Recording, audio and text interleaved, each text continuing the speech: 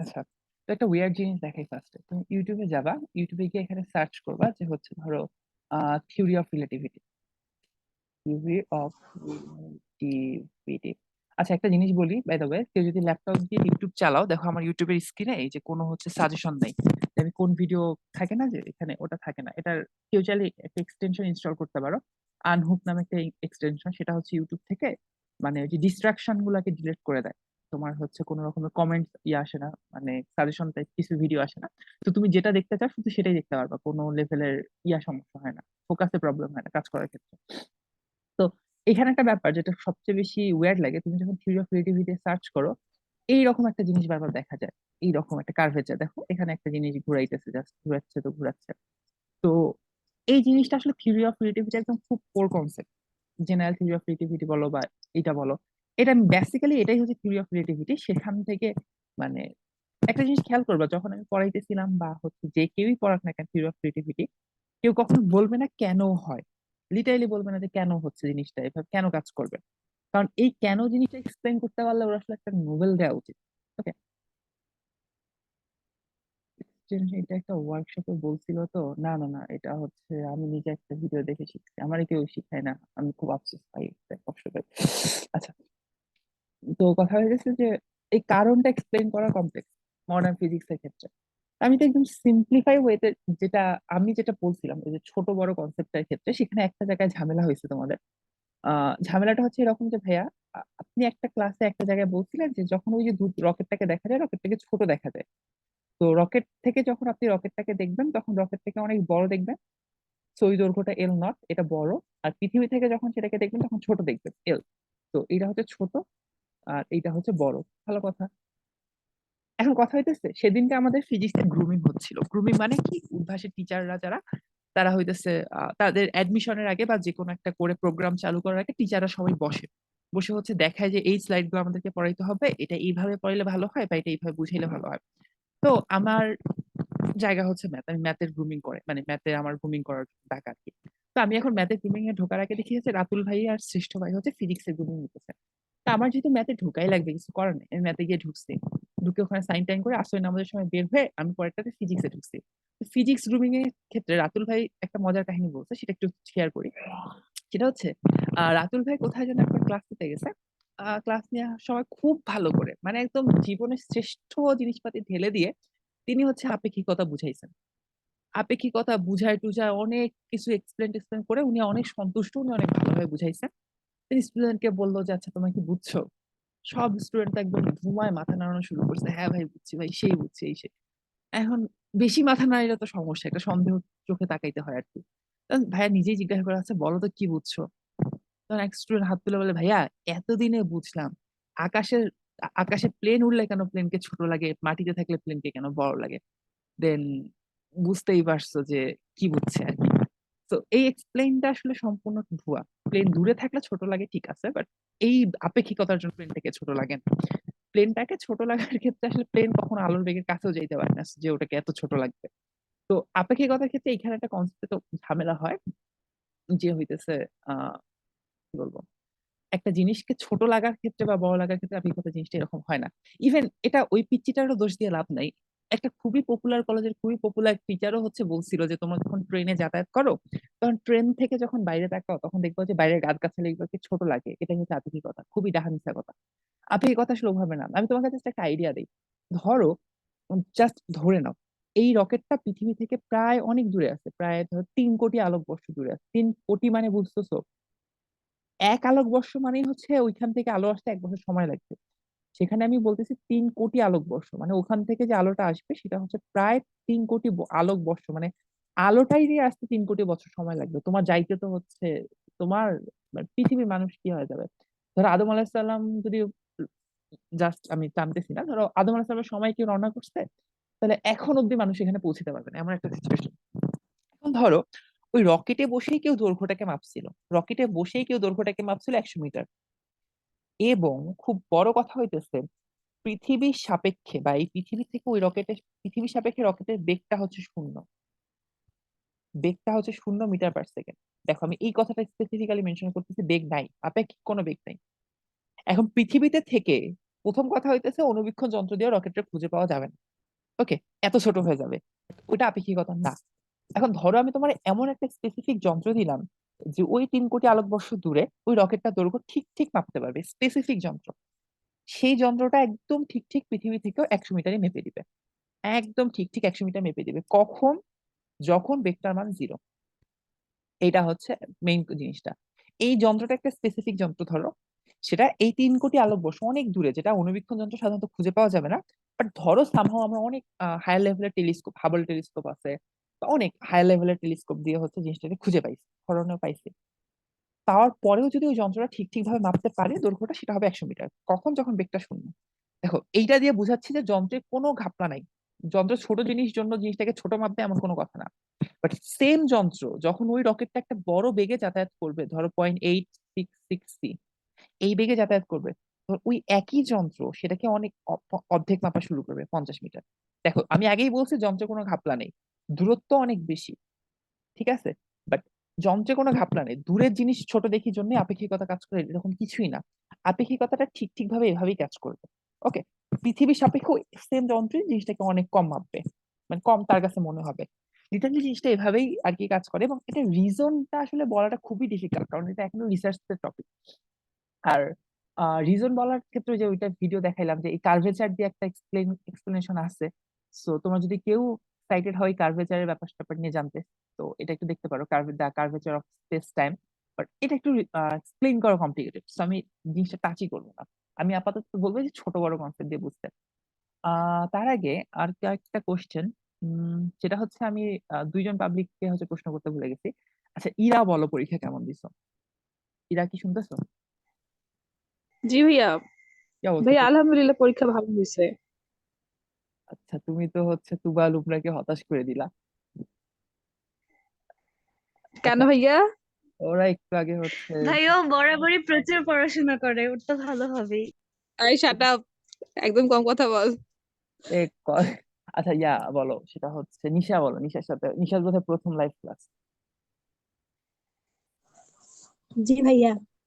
পরীক্ষা কেমন হয়েছে আপু? হ্যাঁ, মোটামুটি। অসুস্থ ছিলাম পরীক্ষায়। Just এটা সমস্যা না, বাট মোটামুটি বলেও তুমি হতাশ করে দিলা। আচ্ছা, যাই হোক না কেন, হতাশ হতাশ হওয়া মোটেও দোষের কিছু না, যদি হচ্ছে টান দিতে পারে বাকি দুইটা। ভাইয়া তুবা লুবনার পরীক্ষা ভালো হয়েছে, ওরা জাস্ট বলতিছে। তুবারে অ্যাটলিস্ট আমি খুব ভালো করে চিনি। ও যাই করুক না কেন, ওর সবকিছুই খারাপ হয়, মানে ও যতই ভালো দেখুক কেন ও বলবে খারাপ হয়। ও দেখবা ম্যাথ অলিম্পিয়াড দিয়ে এসেও, হ্যাঁ সেটাই। বলছে যে হইতেছে কি হবে না, কি টাইপ জিনিসপাতি হয়তো বলছে, দেখা গেছে যে ওর হয়ে গেছে। হ্যাঁ, এবং ওর যখন ম্যাথ, হ্যাঁ হ্যাঁ ওটাই। শোনো, ওর যখন ম্যাথ অলিম্পিয়াড হয়েছে আমি ওর দিকে একটু বাঁকা চোখে তাকাইছি, এটা আমার বোন, আমি জীবনে কিছু করতে পারলাম না, মানে আমার জীবনে ইচ্ছা তুমি ছিলাই না তখন। না, আমি ছিলাম না ঠিক আছে, বাট আমি ট্রাই করছিলাম, তোর মতো পারি নাই। আজকে শুধু উদ্ভাসের ম্যাথ টিচার হয়েছিল জন্য, ঠিক আছে। তুমি পাকা চোখে তাকাইলা কবে? তখন তুমি ছিলাই না, আমি বাউরাই ছিলাম, আমার মনে আছে। আরে না, শোনার পরে তোকে যখন দেখলাম, ওই যে তুই ঢাকায় যখন আসছিস, তোরে তো আমি নিয়ে গেলাম সেন্ট জোসেফে। হ্যাঁ, বড় লাভলি হুপির বাসা থেকে। যাই হোক না কেন, এখন কথা বলে লাভ নেই এসব নিয়ে। তো কি বলতে চাচ্ছিলাম, সেদিনকে কি হয়েছে শোনো। উদ্ভাসে আমার দিনাজপুর ব্রাঞ্চে ক্লাস ছিল। আমি দিনাজপুর ব্রাঞ্চে ক্লাস টাস নিয়ে আমি একটু রিল্যাক্স, ভাই দুইটা ক্লাস নিলে পুরো গলা শুকায় যায়, গলা দিয়ে কথা আসতে চায় না। 2.5 ঘন্টা করে এক একটা ক্লাস। দেন আমি বসে আসছি, ভালো কথা পড়াইছি, বিজ্ঞান সমাবেশ। তো ওদেরকে পড়াইছি হচ্ছে ফাউন্ডেশন ক্লাসটা, একদম পুরো বাচ্চা জিনিসপাতি পড়াইছি, পুরো বাচ্চা। তো আমার নিজেরও কিছু করা লাগে নাই। Just 1 second. এটা কি হইলো, স্ক্রিনটা পজ হয়ে গেল কেন? জাস্ট একটা মিনিট। আচ্ছা, স্ক্রিনটা দেখা যায়? হ্যাঁ, দেখা যাচ্ছে। তো যেটা বলতেছিলাম, যে দিনাজপুর ব্রাঞ্চে ক্লাস নিচ্ছি, দেন দিনাজপুর ব্রাঞ্চে আমি ক্লাস শেষ করে জাস্ট আসরের নামাজটা পড়ে বের হব, আমার তারপরে সরি মাগরিবের নামাজ পড়ে বের হবো, যে আমার হচ্ছে আবার সৈয়দপুরে ক্লাস আছে ওই পরের দিন। অমন সময় একটা স্টুডেন্ট এসে ম্যাথ অলিম্পিয়াডে একটা কোশ্চেন ধরাই দিছে। ভাই, আমি ম্যাথ অলিম্পিয়াডে জীবনে কিছু করতে পারি নাই, ওই আমার বিজ্ঞান সমাবেশ নিয়ে ম্যাথ অলিম্পিয়াডে একটা প্রশ্ন ধরাই দিছে। এখন মনে করো একটা প্রেস্টিজিয়াস ব্যাপার আছে, হ্যাঁ, যদি আমি বলি যে আমি আসলে ম্যাথ অলিম্পিয়াড পারি না, কিরকম হয়ে যায় ব্যাপারটা। এখন আমি বললাম যে আচ্ছা ঠিক আছে, দাও কি করি। এখন বংবাং তো কিছু একটা বুঝাইতে হবে। দেন বুঝাইছি বলতে কি, ও 5টা অ্যালফাবেট নিয়ে একটা জিনিস তৈরি করতে বলছে। আমি ওকে 3টা দিয়ে সলভ করাইছি। 3টা জিনিস দিয়ে সলভ করতে কম সময় লাগছে, আমি ওকে 3টা দিয়ে দেখো এমনি এমনি সলভ করা যায়, মানে র্যান্ডমলি পুরা ব্রুট ফোর্স মেথডে সলভ করছি যে এটা এমনি সলভ করা যায়। এখন তুমি 3টা দিয়ে দেখছো, একটু পরে তুমি 4টা দিয়ে দেখবা যে ওটা কোনো সিকোয়েন্স মেনটেন করে কিনা, ওই সিকোয়েন্সটা 5টাতে অ্যাপ্লাই করবা, দেখবা মিলে গেছে। স্টুডেন্ট তো খুশি। আমি তো বলতেছি, আমি তো বুঝতেছি আমি বোম্বা বুঝাইতেছি ওরে, স্টুডেন্ট খুশি। হ্যাঁ, মানে আমার লেভেলটা বোঝো, সেখানে তুবার লেভেল অনেক হাই। তারপরে হইতেছে তুবা ওই যাই করুক না কেন, ও বলবে হইতেছে আমি কিছুই পারি না। তো যাই হোক না কেন, ওর ওগুলা মানে ওম্যান মানুষ টাইপ ব্যাপার স্যাপার, কিছু বললাম না। আর এই বর্তমানে ওই যে জাস্ট একটা জিনিস দেখতে হয়তো ভাইরাল হয়েছে, যে হচ্ছে রিসার্চ টপিক ছিল হচ্ছে বেগুন নিয়ে। দেন হইতেছে একজন রিসার্চার বেগুন নিয়ে রিসার্চ করছে বাংলাদেশ কৃষি বিশ্ববিদ্যালয়ে। তো স্বাভাবিক, দেন হচ্ছে লাইভে এসে এক নারী সাংবাদিক, না নারীবাদী আল্লাহই জানে, সে জিজ্ঞাসা করছে আপনি বেগুন ক্ষেত থেকে বেগুন নিলেন, পাশে ক্ষেতে ঝিঙ্গা ছিল, ঝিঙ্গা নিলেন না কেন? এটা কতটা ড্যাশ। তো মডার্ন ফিজিক্সে চলে যাই। সেটা হইতেছে যে আমরা বড় ছোট ব্যাপারটা যদি বুঝি তাহলে মডার্ন ফিজিক্স বোঝাটা কম্পারেটিভলি ইজিয়ার। হ্যাঁ, আর ওই জিনিসটা মাথায় রাখো, এটা রিজনটা এক্সপ্লেন করাটা খুবই ডিফিকাল্ট, কার্ভেচার দিয়ে হচ্ছে রিজনটাকে এক্সপ্লেন করতে হয়। আহ, আচ্ছা, এক ধাক্কা চ্যাম্পিয়ন, আজকে আমি চ্যাম্পিয়ন না জন্য হচ্ছে এরা, এদের কাছে সোজা লাগে, আমার কাছে কঠিন লাগে। যাই হোক না কেন, তো ধরো হচ্ছে রকেটের অনেক বেশি গ্যাস বের হচ্ছে, কার্ভেচার টার্ভেচার সব আলাপ বাদ দিয়ে একদম খুবই সিম্পলিফাইড ওয়েতে যদি চিন্তা করি, আমি একটা জাস্ট সামারি দেই। সেটা হইতেছে ওই যে ইয়ার জিনিসটা চিন্তা করবা তোমরা, ইন্টারস্টেলার মুভির ওই থ্রিল ইয়ারটার জিনিস চিন্তা করবা, ইন্টারস্টেলার বানান যাই হোক না কেন। সেখানে কি হয়েছিল, পৃথিবীতে মেয়েটা ছিল, মেয়েটা বুড়ি হয়েছে, তো পৃথিবীতে সময়টা বড়, এবং পৃথিবীর সময়টা কি, রকেটের সময়টা টি নট। তাহলে বড় ছোট জিনিসটা মাথায় রাখবা, কারণটা বোঝার খুব বেশি একটা দরকার নেই, এবং এখানে একটা ঝামেলা আছে সেটা বলতেছি। আহ বড়টা হচ্ছে তোমার পৃথিবীর সময়টা, আর রকেট থেকে সময়টা মাপলে টি নট, সেটা হবে ছোট সবসময়। ওই বাবা তো বাবাই থাকতেছে, 1 বছর বাড়তেছে, বাট পৃথিবীতে থেকে হচ্ছে মেয়ে বুড়ি হয়ে যাচ্ছে। দেন হইতেছে তোমার দৈর্ঘ্যটা অবশ্যই পৃথিবী থেকে ছোট লাগে, এইখানে অনেকে একটু ঘাপলা পাকাইছিলাম। সরি, এটা হবে নট, আর এটা হবে শুধু এল। এখানে অনেকে ঘাপলা পাকাইছিল যে আমি কেন বলছিলাম যে হচ্ছে মানে ওই রকম একটা কথা, যে হচ্ছে দূরে থাকলে জিনিসটা কেন ছোট লাগে, এটা জাস্ট মনে রাখার জন্য বলছিলাম। বাট রিজনটা মোটেও ওরকম না যে জিনিসটা দূরের জন্যই ছোট, মোটেও এরকম না। এটা জাস্ট মনে রাখার জন্য যে জিনিসটা ছোট দূর থেকে দেখলে মনে হয়, মানে আমি পৃথিবী থেকে দেখতেছি, তো আমার পৃথিবীর কাছে জিনিসটা ছোট হবে। পৃথিবীর জন্য দৈর্ঘ্যটা হচ্ছে এল। ওকে। আর 3 নাম্বার পয়েন্ট, সেটা হচ্ছে ভর। যেহেতু এই জিনিসটার গতিশক্তি আছে, so equal to MC square মোতাবেক এখানে অবশ্যই অবশ্যই ভরটা বেশি হবে। ওকে, সো বড় হবে এম নট, ছোট হবে এম। এই 3টা জিনিস মাথায় রেখে আমাদের ওই বড় equal to 1 - b² / c² into ছোট, এই ফর্মুলা দিয়ে তুমি জিনিসটা কাজ করে ফেলতে পারবে। এইটা সিম্পলিফাইড ওয়ে, সবচেয়ে সিম্পলিফাইড ওয়ে। মডার্ন ফিজিক্স আর একটা লেকচার দিলেই বাকি, আমি কালকেই শেষ করে দিতে পারবো, মানে হ্যাঁ কালকেই লেকচারে আমি শেষ করবো মডার্ন ফিজিক্স এর মেইন কনসেপ্টটা, একটা লেকচার দিলেই থিওরিটিক্যাল পার্ট কমপ্লিট। তোমাদের শর্ট সিলেবাসে কমপ্লিট, লং সিলেবাস নিলে তো আরো অনেক কাহিনী আনতে হবে। তো লং এ আমি যাবো না এখন, আগে সিলেবাসটা শেষ করি, পরে যদি মনে হয় যে লং এ যাওয়া উচিত তখন দেখা যাবে ফুল সিলেবাসে, যদিও লং বলো না। আচ্ছা, আর এইখানে বড় ছোটর সাথে আরেকটা জিনিস রিলেট করে পড়বা কাইন্ডলি, যত আমি জিনিসটা অনেকবারই বলছি তারপর আবার বলতেছি, এই ফর্মুলাটা একটু মাথায় রাখবা। ছোট বাই বড়, ওটা হোল স্কয়ার। এবং শক্তির ক্ষেত্রে এখানে একটা ব্যাপার নিয়ে আসা যায়, যে ও যখন নিজের শক্তিটা নিজে মাপতেছে, সেটা অবশ্যই অবশ্যই ই নট হবে। ই নট এর মানটা হবে m0 c²। এখানে একটা ব্যাপার খেয়াল করো, এই এম নটটা কি ইন্ডিকেট করে, তার রিয়াল ভরটা, যেটা যেটা বাড়ে নাই। আর পৃথিবী থেকে আমি যখন জিনিসটাকে মাপতেছি তখন ভরটা কি মনে হবে, পৃথিবী থেকে মনে হবে ওর ভরটা বড়, তাহলে এটা হচ্ছে এম, এটা হবে এম নট।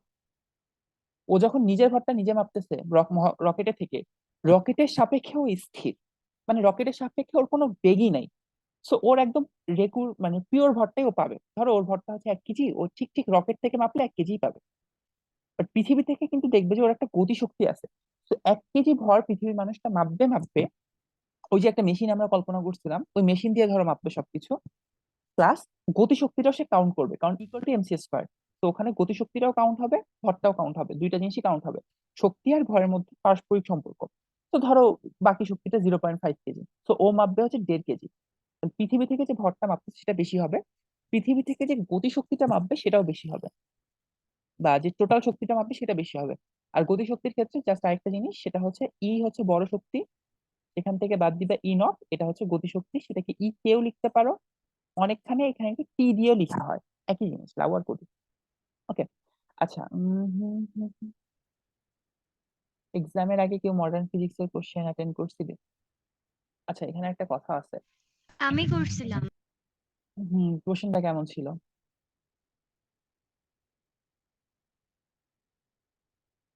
প্রশ্নটা কি ঘনত্ব ভাইয়া ঘনত্ব কোশ্চেনটা খুব সহজ ছিল, একটা ঘনত্ব দিয়েছিল আর একটা ওই যে দৈর্ঘ্য বেগ বের করতে বলছিল।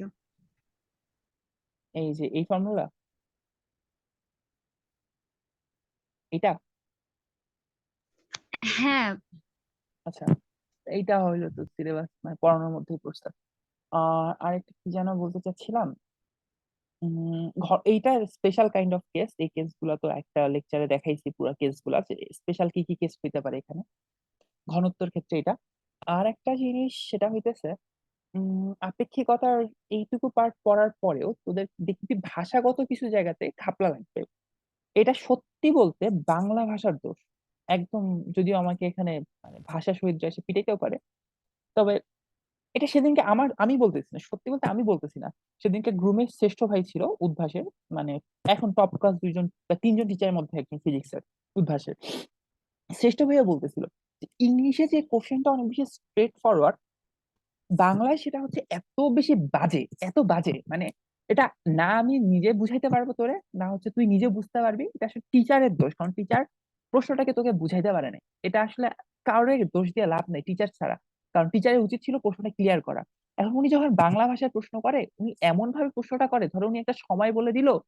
এখন তুমি বুঝতেই পারতেছো না যে সময়টা, ধরো আমি বললাম 20-30 বছর। ভাই 30 বছর কই থেকে, পৃথিবী থেকে না রকেট থেকে, এটা বোঝা যায় না। সত্যি বলতে এরকম অনেক প্রশ্ন থাকে, আজে বাজে প্রশ্ন।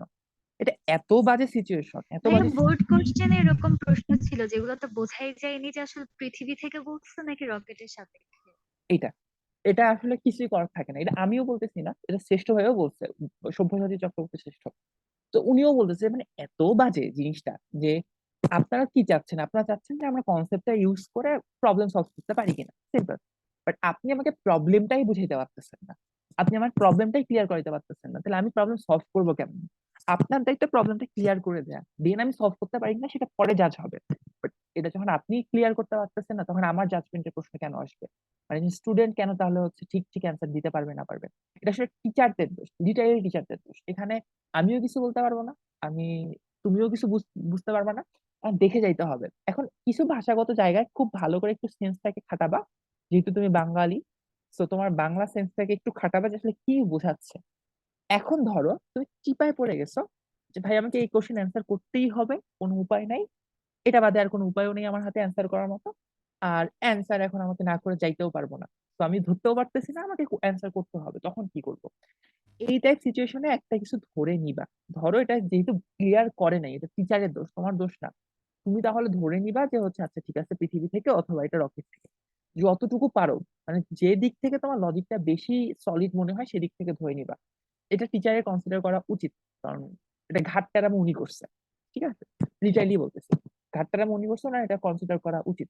এবং ভার্সিটিরও কিছু আমাদেরও কোর্স গুলাতে যে টিচাররা অনেক বেশি ঘাটতারামো করে, প্রশ্ন অনেক কঠিন করে, লাস্টে ওরা মার্ক বাড়ায় দেয়। মানে একটা সিস্টেম আছে ওদের। ধরো হচ্ছে হাইয়েস্ট মার্ক পাইছে 75, 100-র মধ্যে উনি হচ্ছে 75টাকে 90 বা 95 করে দেবে, সবাইকে একটা পার্সেন্টেজ অনুসারে বাড়ায় দেবে, মানে অনুপাতে বাড়ায় দেবে। এরকম করে সিজিপিএ ঠিক রাখার জন্য। কখনো কখনো, তো সবসময় সব টিচার করে না, কিছু ভালো টিচার, ঘাটতারা টিচার ভালো, তারা করে। হ্যাঁ, তো এটা আমাকে একজন প্রশ্ন করছিল যে হচ্ছে ভাইয়া এইটা জিনিসপাতি এটা কি করবো। সত্যি বলতে এখানে আমারও কিছু করার নাই, তোমারও কিছু করার নাই, এটা টিচারের দোষ। আর খুব মাইন্ডটা চিপায় পড়ে গেলে এইটা জিনিসপাতিতে চলে যায়, এটা একটা ব্যাপার। আর মডার্ন ফিজিক্স এর ব্যাপার পার্ট এতটুকুই বুঝে যাবে। দেন আরো কয়েকটা জায়গাতে আমরা দেখাইছিলাম এই ঘনত্বের ফর্মুলাটা, এটা বিশেষপাতি হচ্ছে একটু মাথায় রাখবা। আর হচ্ছে দৈর্ঘ্য প্রস্থ একটা ব্যাপার পড়াইছিলাম, ওইটা একটু হালকা টাচ করে যাবা। ওই ক্ষেত্রফল রিলেটেড প্রবলেম কখনো কখনো দিয়ে দেয়। তো এইটা শেষ করলে আমরা আসলে সেই বিখ্যাত থিওরিতে যাইতে পারি যেটার জন্য আইনস্টাইন নোবেল টোবেল কিছু পাইছিল, আলোর বা এটা হচ্ছে photo electric effect. Photo electric effect যেটা হচ্ছে আলোক তড়িৎ ক্রিয়া বাংলায়। আর হচ্ছে ইলেকট্রিক ইলেকট্রিক ইলেকট্রিক বললে ইলেকট্রিক ইঞ্জিনিয়ারিং এর কথা মাথায় পড়ে যায়। ফটো ইলেকট্রিক ইফেক্ট বা হচ্ছে ক্রিয়া, ফটো ইলেকট্রিক ক্রিয়া বাংলিশ ভাষায় লিখলো। ওকে, তো আলোক তড়িৎ ক্রিয়াটা অনেক সিম্পল, যদিও হচ্ছে পরীক্ষার আগের ভিডিওটা কেউ দেখছিস কিনা জানি না, তোদের সিলেবাসে ছিল না। খুবই সিম্পল একটা কনসেপ্টের উপর দাঁড় করানো। আমি জাস্ট একদম বেসিক প্রপার্টিটা বলি। আমরা তো ইয়ার উপর বেশ বিশ্বাস করি, তাই না? যে হচ্ছে একটা পরমাণুতে কি থাকে, ধরো তোমার হচ্ছে নিউক্লিয়াস থাকে, then কক্ষপথে হচ্ছে ইলেকট্রনরা ঘুরপাক খাইতে থাকে। তো দেখো একটু কেমিস্ট্রির সাথে মিলাইতে পারো কি? তো এখানে নিউক্লিয়াসটা আছে সবুজ কালারের। এক সেকেন্ড, এক সেকেন্ড, এক সেকেন্ড।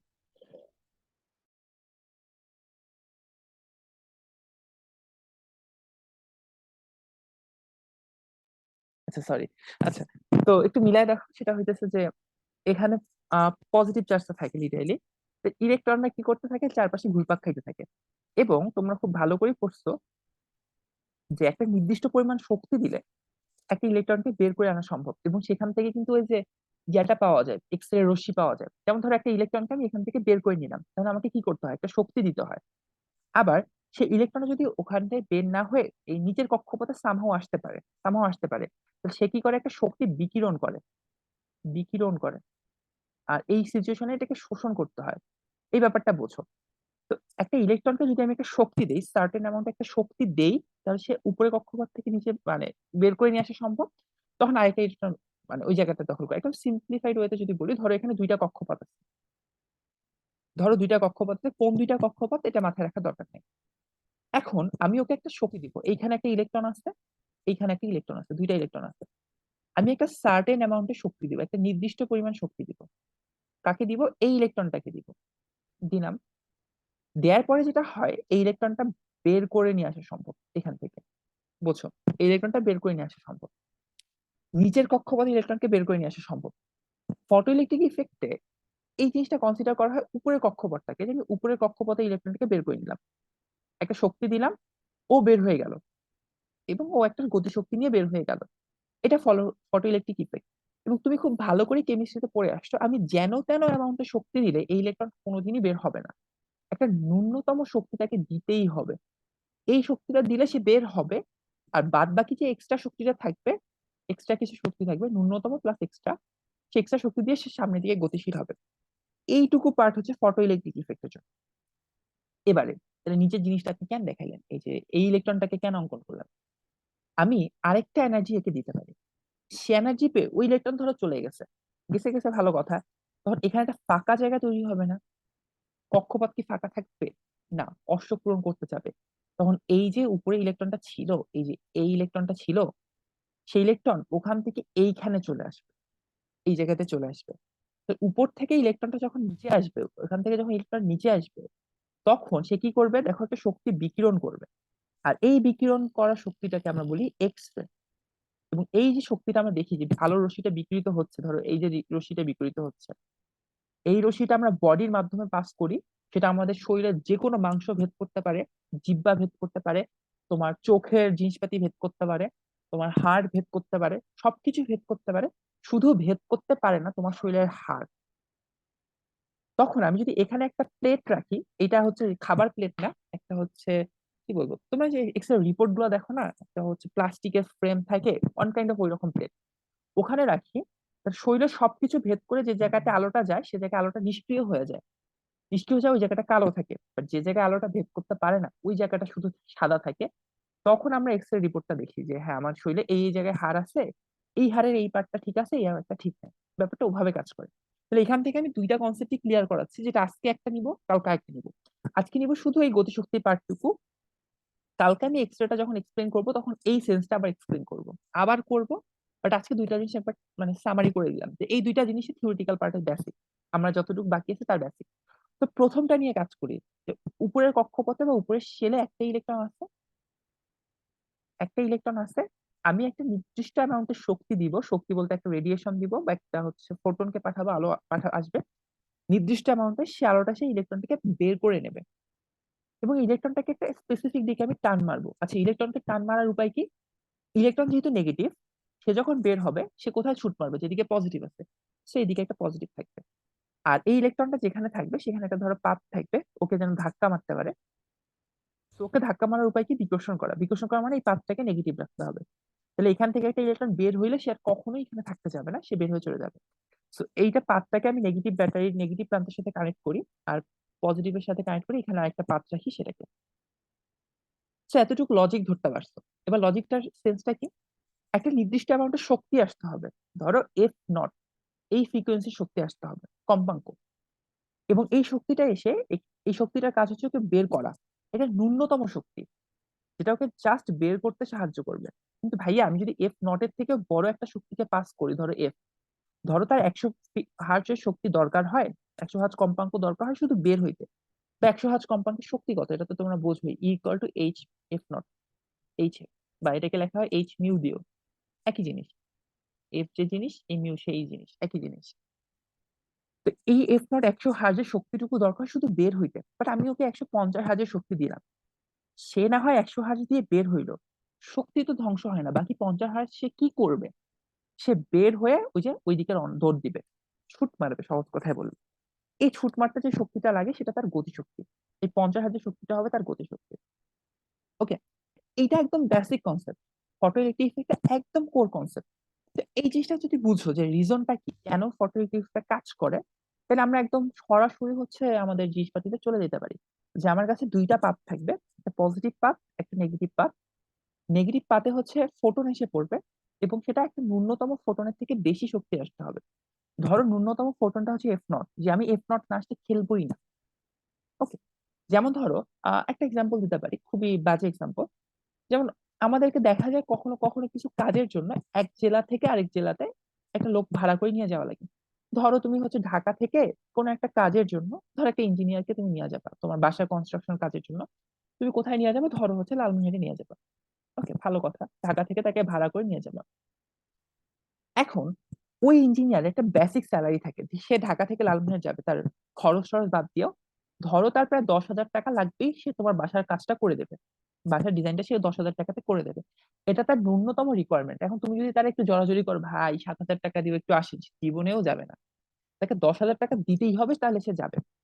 এখন ধরো তুমি তার একটু 10,000 টাকা দিলা, সে গেল সাদামাটা একটা কাজ করে দেবে, বা তুমি তারে 10,000 টাকা না দিয়ে ধরো তারে 15,000 টাকা অফার করলা, সে দেখলো যে তার বেসিক রিকোয়ারমেন্ট 10,000 টাকা, সেটা ফুলফিল হয়েছে, সে যাবে, সে যাওয়ার জন্য রাজি হয়েছে। আর বাদ বাকি তুমি তাকে যত বেশি টাকা দিবা, সেই টাকাটা দিয়ে সে কি করবে, সে তত ভালো করে তোমার বাসার ডিজাইনটা করে দেবে। তাহলে যত বেশি টাকা, সে তত ভালো করে বাসার ডিজাইনটা করে দিবে। ব্যাপারটা ওরকম, তুমি তাকে ন্যূনতম একটা জিনিস দিবা, সে যাইতে রাজি হবে। ন্যূনতম অ্যামাউন্টে একটা শক্তি দিবা, সে ইলেকট্রনটা বের হইতে রাজি হবে সাদা মাটা উপায়ে, তখন সে বের হবে, সে যাবে না, আচ্ছা ঠিক আছে বের হয়েছি।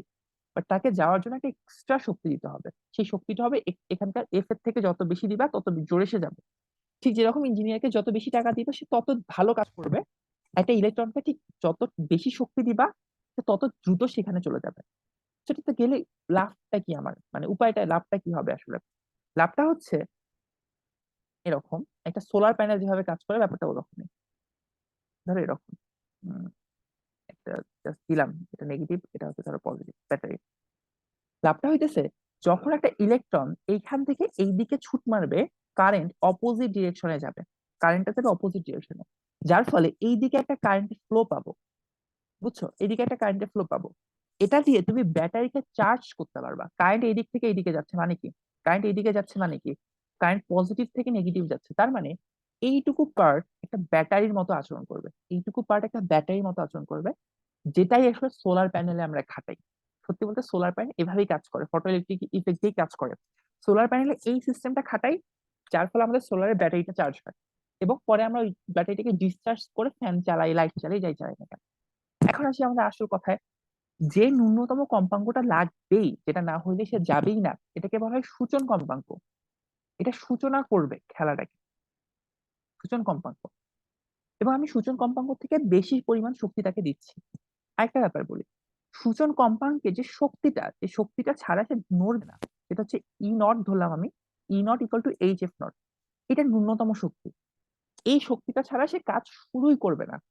জাস্ট লাইক, কাজটা শুরু হইতে যে শক্তিটা পাওয়া অব্দি অপেক্ষা করা লাগে, সেটা হচ্ছে এই শক্তিটা। এটাকে আমরা বলি কার্যাপেক্ষ।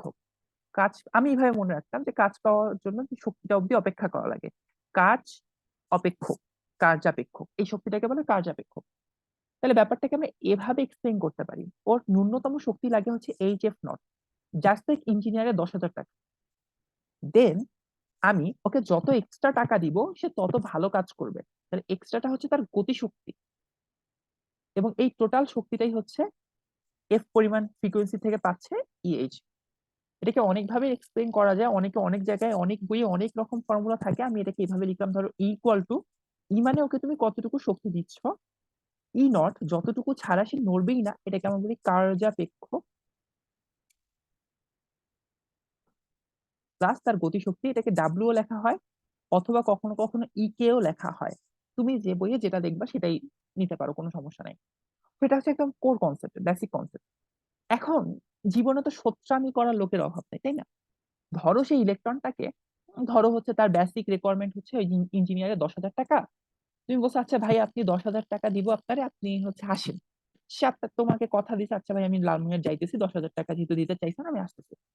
দেন বলছো তাকে আর একটু ভালো করে, ভাই আমি আপনাকে এক্সট্রা 7,000 টাকা দিব, মানে 10,000 টাকা দিব দিব আর 7,000 টাকা দিব, আপনি ভালো করে ডিজাইন করেন। তুমি বলছো, এখন তো তোমার জীবনে শত্রু আছে। এখন ওই ইঞ্জিনিয়ারটাকে আরেকজন ফোন লাগাইছে, ভাই ওরা ওই আপনারা 10,000 টাকা দিতে চাইছে না, হ্যাঁ অ্যাডভান্স করছে না 10,000 টাকা, হ্যাঁ 10,000 টাকা অ্যাডভান্স না করলে তো আমি ঢাকা থেকে যাবো না। আচ্ছা, আপনি অ্যাডভান্সের টাকাটা নেন, নিলাম। নেয়ার পরে আমি আপনারে, ও কত দিতে চাইছে, 7,000 দিতে চাইছে, আমি আপনারা 6,000 টাকা দিব, আপনি যাইয়েন না। ইঞ্জিনিয়ার শুনবে? জীবনেও শুনবে না। কেন শুনবে না? কারণ হইতেছে ও ও দিতে চাইছে 7,000, গেলে 7,000, আর তুমি দিতে চাইছো 6,000, তো তো অবশ্যই যাবে। সে তোমারটাও খাবে, ওরটাও খাবে, বাট সে 1,000 টাকার মতন আস্তে আস্তে যাবে। দেখাবে যে আমি খুব বেশি একটা কাজ করি নাই ভাই, আপনার 6,000 টাকা আমি হালাল করছি। বাট ব্যাপারটা এমন না। এখন তুমি যদি বলো ভাই আমি আপনার 7,000 টাকা দিব, আপনি যায়েন না, সে কি চিন্তা করবে, আচ্ছা আমি যদি এখান থেকে যাই আমার যাওয়ার প্যারা আছে, বাট গেলে আমি 7,000 টাকা পাবো, হারাম হয় হোক আমি বসে বসে 7,000 টাকা নেই, আমি গেলাম না। 10,000 টাকা তো আমি অ্যাডভান্স নিছি, নেওয়ার সময় ঠিকই নিছি, আমার যাওয়ার কথা ছিল, আমি গেলাম না, ওই 7,000 টাকা পাইলাম না, তো কি হয়েছে? আমি তো এখানে বসে বসে 7,000 টাকা পাইতেছি, শুধু শুধু কেন যাব? একটা ন্যূনতম শক্তি যেটা হচ্ছে ওই শক্তিটাই, যে এর যে গতিশক্তিটা, সেই গতিশক্তিটা মানে ওই 7,000 টাকাটা যদি সে ঘরে বসে পেয়ে যায়, সে কেন যাবে বলো? মানে আমি বলতে চাচ্ছি কি, ইলেকট্রন সেখান থেকে এখানে গেলে তার একটা শক্তির খরচ আছে, সেখান থেকে ওখানে গেলে ধরো 7,000 টাকা পায় বা 7,000 টাকা শক্তি হইতে হয়, খরচ করতে হয়।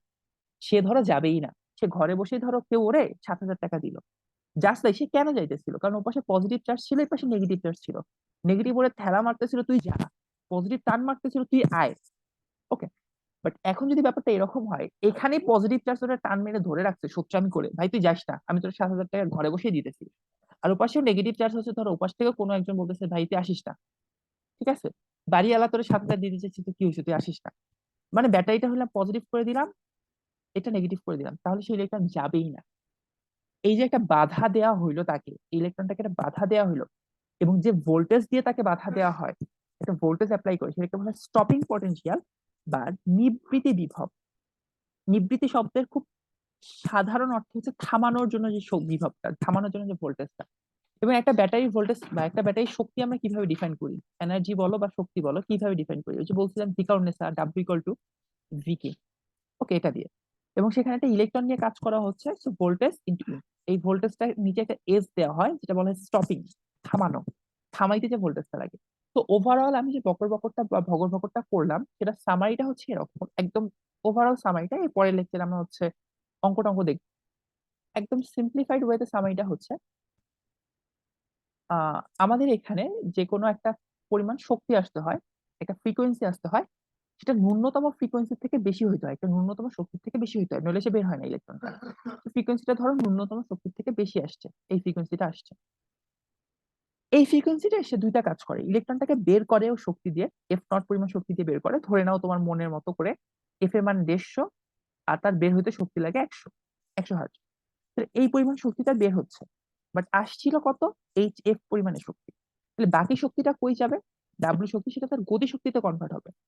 এই গতি শক্তিটাকে অনেকভাবে লেখা হয়, ডাব্লিউ দিয়েও লেখা হয়, ই কে দিয়েও লেখা হয়, অথবা লেখা হয় হাফ এম ভি স্কোয়ার।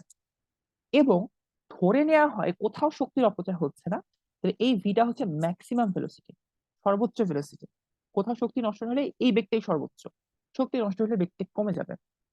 আর এখন কেউ যদি ঘাটতেরামো করে তার বিপরীতে একটা ভোল্টেজ অ্যাপ্লাই করে প্রথম চিত্রটার মতো, সেই ভোল্টেজটাকে হইতে হবে ন্যূনতম এই ভোল্টেজটার সমান।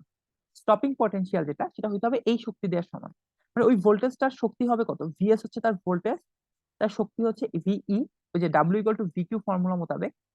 ভি হচ্ছে ভোল্টেজটা, কিউ হচ্ছে চার্জের মান।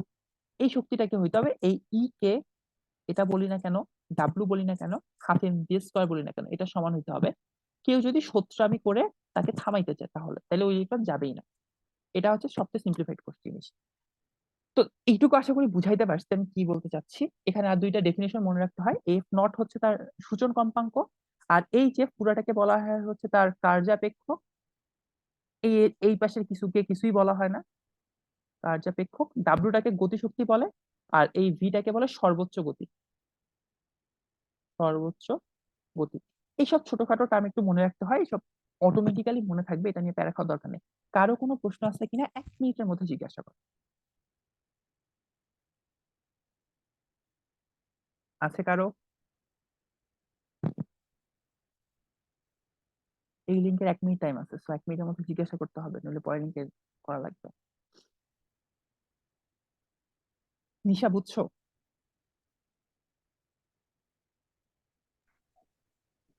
ভাইয়া VS ইন্টু ই ওখানে কি ভি ম্যাক্স হবে লাস্টে? আচ্ছা এখানে একটু বলি, এইটা ছোট হাতের ভি আর এটা বড় হাতের ভি। এই বড় হাতের ভি ভোল্টেজ বোঝায়, ওকে, আর আর এই ওখানে ছোট হচ্ছে হাতের বেগ হচ্ছে গতিশক্তি। বেগ বোঝায়, হ্যাঁ ওকে, এটা আলাদা। আচ্ছা আমি পরের লিঙ্কটাতে যাই, লিঙ্কের টাইম শেষ।